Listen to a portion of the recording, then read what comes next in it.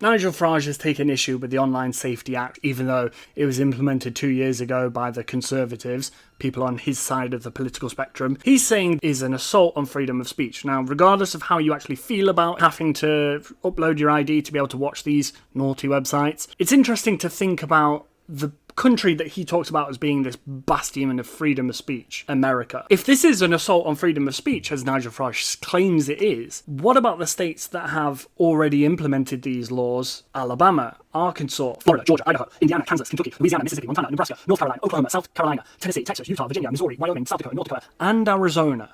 They all have these laws already in place. Let's have a think. What can we say about the demographics of the people that live in those states? I'm pretty sure they're all Republican states, aren't they? It's conservatives that are quashing freedom of speech, as Nigel Farage is trying to claim. So why would we trust the right wing with our freedom of speech if this is what they're doing? If this really is an assault on freedom of speech, why does Nigel Farage cook for America over this kind of stuff? Especially since Nigel Farage is such a massive supporter of Donald Trump, who is the absolutely worst president for freedom of speech ever. He sued Ann Seltzer for a poll he didn't like out of Iowa. He sued CBS for how they edited a Kamala Harris interview because they tried to cut down a 60-minute interview down to just 20-something, and they had to cut out some of the fluff from her answers and just stick to the bit where she actually answered the questions. He sued a book company for how they published a Bob Woodward book. They actually quoted Donald Trump directly, and he didn't like the way it sounded.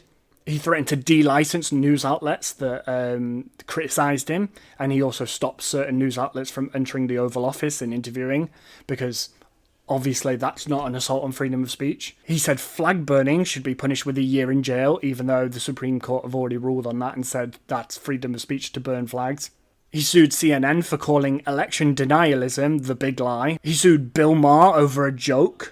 He proposed opening up the libel laws to sue journalists. He called for jailing journalists who reported on the Supreme Court's ruling on abortion. He has deported pro-Palestinian protesters.